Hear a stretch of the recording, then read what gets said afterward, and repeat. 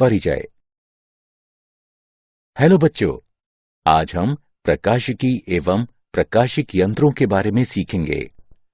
आपने अवश्य सुना होगा कि रेगिस्तान में एक निश्चित दूरी पर पानी का एक भ्रामक प्रकटन होता है। अतः अब ये प्रश्न उठता है कि ऐसा क्यों होता है। उत्तर ये है कि पानी का भ्रम कुल आंतरिक परावर्तन के कारण है। यह प्रकाशिकी घटना है जो दूर की वस्तुओं के उल्टे प्रतिबिंबों के साथ पानी का भ्रम उत्पन्न करती है। अतः इस सारे मॉड्यूल में हम प्रकाश के परावर्तन और अपवर्तन के बारे में सीखेंगे। उद्देश्य। इस पाठ के अंत में आप निम्न करने में सक्षम हो जाएंगे: गोलीय दर्पणों द्वारा प्रकाश के परावर्तन की व्याख्या करना, अपवर्तन के नियमों को बताना, आभासी गहराई को समझना, संपूर्ण आंतरिक प्रतिबिंब की चर्चा करना और संपूर्ण आंतरिक विक्षेपण के अनुप्रयोगों की चर्चा करना। गोलीय दर्पणों द्वारा प्रकाश का परावर्तन।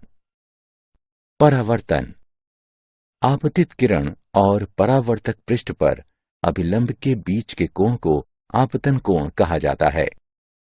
परावर्तित किरण और परावर्तक पृष्ठ पर अभिलंब के बीच के कोण को परावर्तन कोण कहा जाता है। परावर्तन के नियम।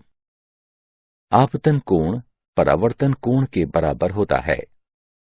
आपतित किरण, परावर्तित किरण और पृष्ठ अभिलंब एक ही समतल पर अवस्थित रहती हैं। परावर्तक पृष्ठ समतल या वक्र हो, यह नियम प्रत्येक बिंदु पर लागू होता है। गोलीय दर्पण। गोलीय सतह के एक भाग से बने दर्पण को गोलीय दर्पण कहा जाता है। दो प्रकार के गोलीय दर्पण होते हैं: अवतल दर्पण और उत्तल दर्पण। गोलीय दर्पण जिसमें प्रकाश इसके अंदर अवतल सतह से परावर्तित होता है, उसे अवतल दर्पण कहा जाता है। गोलीय दर्पण जिसमें प्रकाश इसके बाहरी उत्तल सतह से परावर्तित होता है, उसे उत्तल दर्पण कहा जाता है। गोलीय दर्पण की त्रिज्या r वक्रता की होती है और इसकी वक्रता का केंद्र बिंदु C पर स्थित होती है। एक गोलीय दर्पण के ज्यामितीय केंद्र P को ध्रुव कहा जाता है। ध्रुव और गोलीय दर्पण के वक्रता के केंद्र को जोड़ने वाली रेखा को मुख्य अक्ष कहा जाता है। चिन्ह परिपाटी। आपतित किरण की दिशा में नापी गई दूरियों को धनात्मक माना जाता है और जिनको विपरीत नापा जाता है, उनको ऋणात्मक माना जाता है। ऊपर की ओर मापित ऊंचाइयों को धनात्मक और अधोमुखी मापित को ऋणात्मक माना जाता है। गोलीय दर्पणों की फोकल दूरी।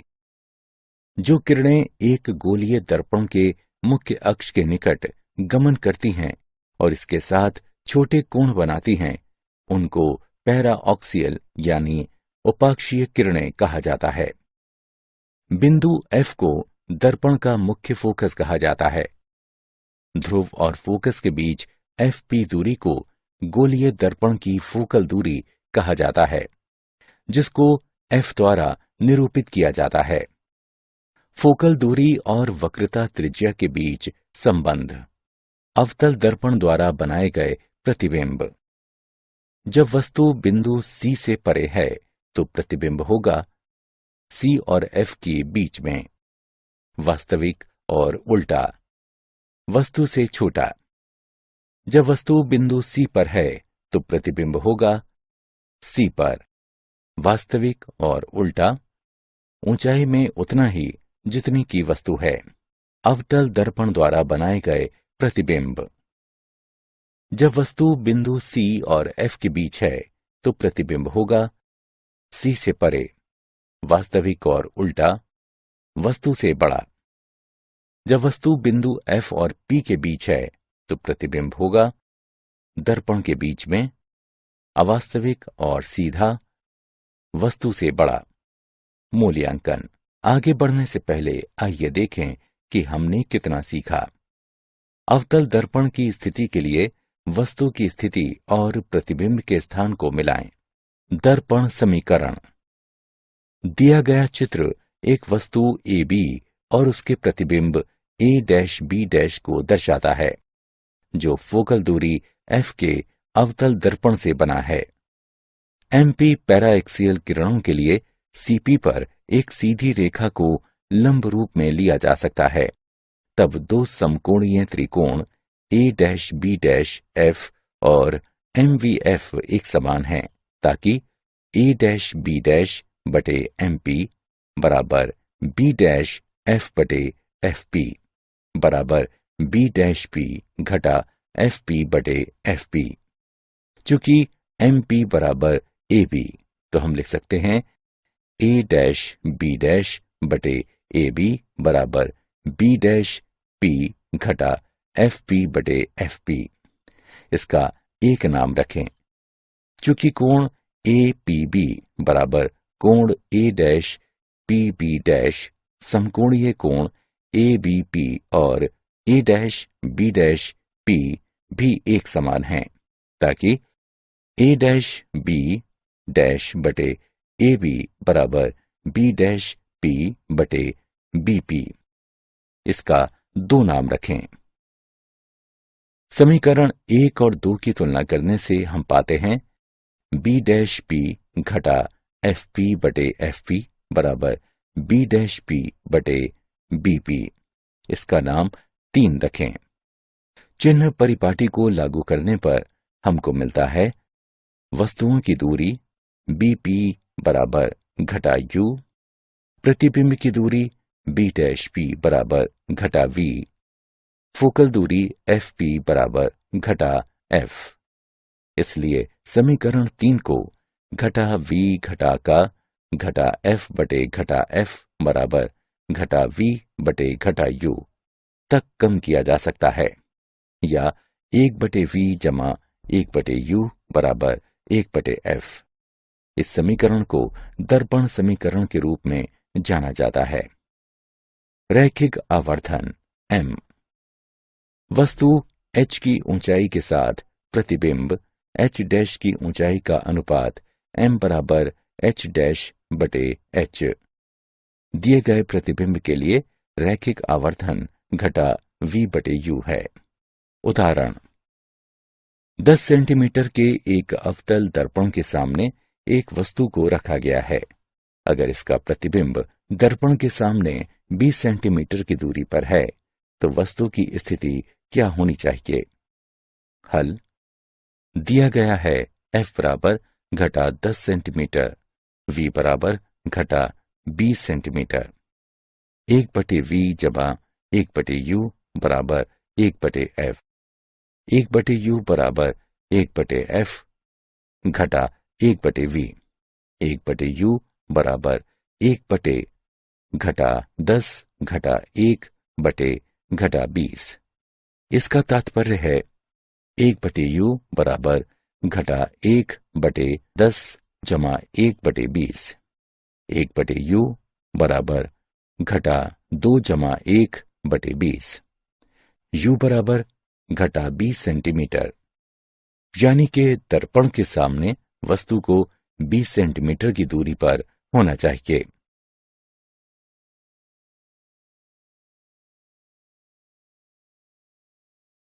अपवर्तन। जब एक प्रकाश की किरण दूसरे पारदर्शी माध्यम का सामना करती है, प्रकाश का एक भाग प्राथमिक माध्यम में प्रतिबिंबित होता है, जबकि शेष दूसरे में प्रवेश करती है। एक माध्यम में प्रकाश की एक किरण की दिशा में बदलाव की परिघटना जब ये दूसरे माध्यम में तिरछे प्रवेश करती है, तो उसे अपवर्तन कहा जाता है। अपवर्तित किरण के बीच में और सामान्य अपवर्ती पृष्ठ के बीच में के कोण R को परावर्त का कोण कहा जाता है।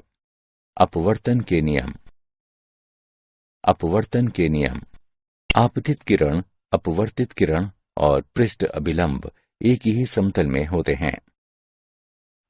आपतन कोण I के साइन का अनुपात और अपवर्तन कोण R का साइन माध्यम के एक दिए गए जोड़े के लिए स्थिरांक है।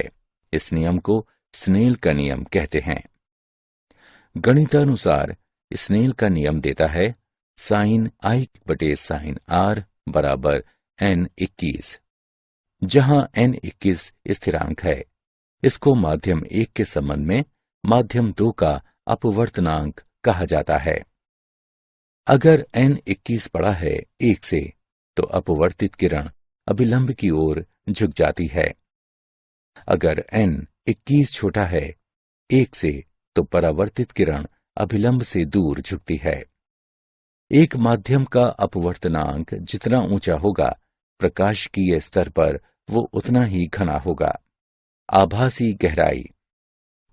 अपवर्तन के कारण वस्तु दूसरे माध्यम जैसे पानी में उठती हुई मालूम होती है। पूर्ण आंतरिक परावर्तन। जब प्रकाश की एक किरण सघन से विरल माध्यम में परिधि पर आपतित होती है, ये अभिलंब से दूर मुड़ जाती है। आपतन कोण में बढ़ोतरी के साथ अपवर्तन कोण बढ़ता है। सघन माध्यम में किसी निश्चित आपतन कोण के लिए विरल माध्यम में तत्संबंधी अपवर्तन कोण 90 डिग्री होता है। इस विशेष आपतन कोण जिसके लिए तत्संबंधी अपवर्तन कोण 90 डिग्री है, इसको एक क्रांतिक कोण कहा जाता है, जो C द्वारा निरूपित किया जाता है। अगर आपतन कोण क्रांतिक कोण से परे बढ़ता है, परावर्तन के नियमों का पालन करते हुए आपतित किरण सघन माध्यम में वापस आ जाती है। इस परिघटना को पूर्ण आंतरिक परावर्तन कहा जाता है। पूर्ण आंतरिक परावर्तन। पूर्ण आंतरिक परावर्तन के लिए स्थितियां। किरण को सघन माध्यम से विरल माध्यक में अवश्य गुजरना चाहिए। दिए गए माध्यम के जोड़े के लिए सघन माध्यम में आपतन कोण क्रांतिक कोण से अवश्य बड़ा होना चाहिए। माध्यमक के अपवर्तक सूचकांक और कोण में संबंध। अगर ND और NR सघन और विरल माध्यक क्रमानुसार अपवर्तक सूचकांक हैं, तब स्नेल के नियम से साइन I बटे साइन R बराबर NR बटे ND। महत्वपूर्ण कोण सूचकांक के लिए I बराबर C और R बराबर 90 डिग्री सेल्सियस। इसलिए साइन C बटे साइन 90 डिग्री बराबर NR बटे ND। इसका तात्पर्य साइन C बराबर NR बटे ND है। अगर दुर्लभ माध्यम में VR प्रकाश की गति है और VT वो भी घने माध्यम में, तब साइन C बराबर VT बटे VR। मूल्यांकन। आगे बढ़ने से पहले हमें जानना चाहिए कि आपने कितना सीखा है। सही विकल्पों को उसके संगत स्थान पर रखें। प्रकृति में पूर्ण आंतरिक परावर्तन और इसके तकनीकी अनुप्रयोग। मृग तृष्णा। रेगिस्तानों में कभी कभी एक व्यक्ति एक पेड़ का उल्टा प्रतिबिंब देखता है, जो पेड़ के निकट एक तालाब की मिथ्या धारणा देता है। इसे मृग तृष्णा कहते हैं। हीरों की जगमगाहट। हीरा हवा इंटरफेस के लिए क्रांतिक कोण बहुत छोटा होता है, लगभग 24.4 डिग्री। जब बाहरी स्रोत से प्रकाश अच्छी तरह से कटे हीरे में प्रवेश करता है, हीरा अपने अंदर अनेक पूर्ण आंतरिक परावर्तनों को झेलता है। जब किसी पृष्ठ पर आपतन कोण 24.4 डिग्री से कम होता है, केवल तब अपवर्तन हो सकता है। इस प्रकार हीरे में सभी दिशाओं से प्रवेश करने वाला प्रकाश किन्हीं दिशाओं से बाहर निकलता है। इसलिए इन दिशाओं से देखने पर हीरा जगमगाता नजर आता है। प्रिज्म।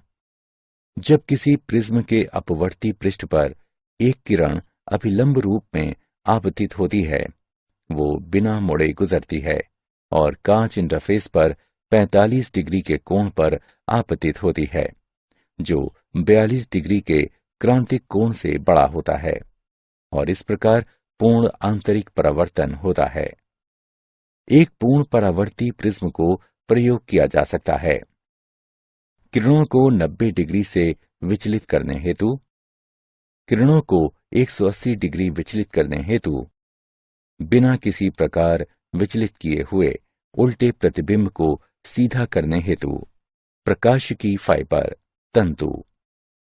एक प्रकाशिकी फाइबर पूर्ण आंतरिक परावर्तन युक्ति है, जिसके द्वारा एक प्रकाश संकेतों को एक स्थान से दूसरे को ऊर्जा की नगण्य हानि के साथ संचारित किया जा सकता है। क्या आप जानते हैं, सन 1670 से 1672 तक न्यूटन प्रकाशिकी पढ़ाते थे।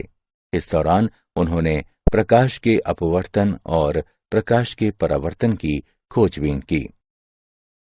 विलब्रॉड स्मेल ने सन 1621 में प्रकाश के अपवर्तन पर अपने सिद्धांत दिए। सारांश। आइए हमने जो कुछ सीखा है उसे संक्षेप में दोहराएं। एक गोलीय सतह के एक भाग से बने एक दर्पण को गोलीय दर्पण कहते हैं। दर्पण समीकरण 1/v जमा 1/u बराबर 1/f।